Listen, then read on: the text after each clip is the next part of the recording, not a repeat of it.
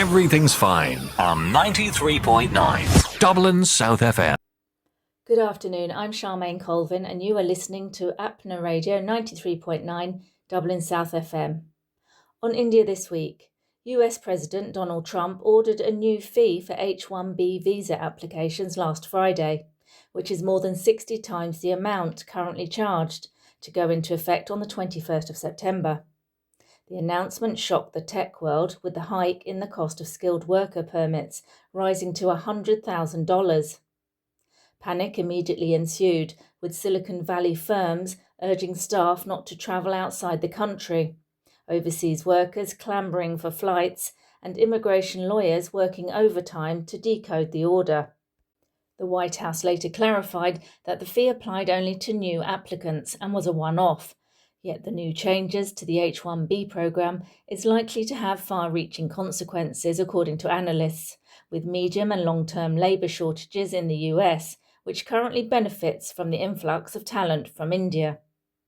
Today, Indian origin executives run Google, Microsoft and IBM, and Indian doctors make up nearly 6% of the US physician workforce. Indians dominate the H-1B programme, making up more than 70% of the recipients in recent years. China was the second largest source, making up around 12% of beneficiaries. In tech, their presence is even starker. A Freedom of Information Act request in 2015 showed over 80% of computer jobs went to Indian nationals, a share industry insiders say hasn't shifted much. The medical sector underlines the stakes. In 2023, more than 8,200 H-1Bs were approved to work in general medicine and surgical hospitals. India is the largest single source of international medical graduates, who are typically in US on H-1B visas and make up about 22% of all international doctors. With international doctors forming up to a quarter of US physicians, Indian H-1B holders are likely to account for around 5 to 6% of the total.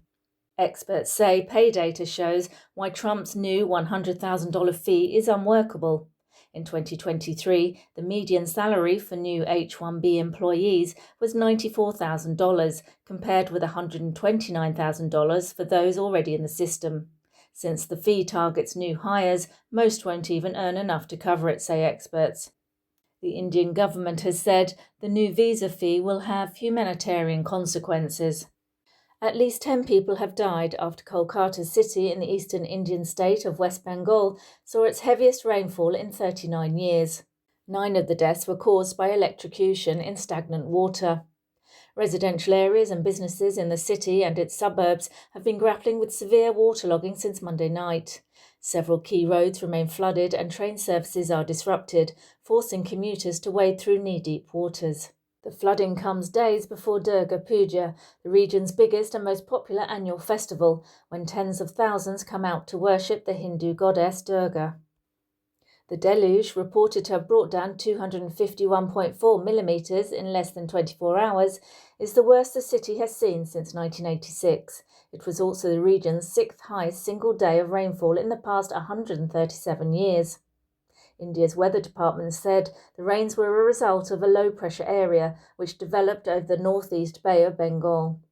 The city is on alert with more rains predicted for the next few days. This week, millions of Indians should see their daily economic burdens ease slightly. Staples like milk and bread, life and medical insurance and life-saving drugs will become tax-free. Consumption tax on small cars, television sets and air conditioners will drop from 28% to 18%. And other common goods like hair oil, toilet soap and shampoo will be taxed at a marginal 5% instead of 12% or 18%. The sweeping cuts are part of Prime Minister Narendra Modi's major overhaul of India's complex goods and services tax regime, GST, announced earlier this month. This is expected to both simplify the tax code and give flagging household consumption, which makes up over half of India's gross domestic product, a much-needed flip. The timing is opportune, with lower GST rates coinciding with the beginning of a long festival season when Indians typically open their purse strings to buy everything from new cars to clothes. This 4-month period also brings in a bulk of yearly sales for consumer goods companies such as packaged food makers and apparel manufacturers. The hope is reduced taxes will mitigate some of the impact of the US's bruising 50% tariffs on India and leave people with more money to spend and spruce up the domestic economy. The cuts come off the back of a $12 billion income tax giveaway announced in February and lower interest rates from India's central bank, all of which bode well for a consumption pickup. The cuts, however, come at cost. The government predicts they could lead to a revenue loss of around $5.4 billion this year. But independent experts and rating agencies expect the figure to be much higher, with the strain on the exchequer even more pronounced in the coming years. These losses add to a bleak macro picture. Federal tax revenues have barely grown in the first 4 months, compared with a 20% jump last year, while spending is already up more than 20%. Indian singer-composer Zubin Garg has been cremated with state honours and a 21-gun salute in Guwahati city in India's northeastern state of Assam. Hundreds of thousands of people gathered to mourn the death of the 52-year-old singer who drowned on the 19th of September in Singapore, where he had gone to perform at a live concert.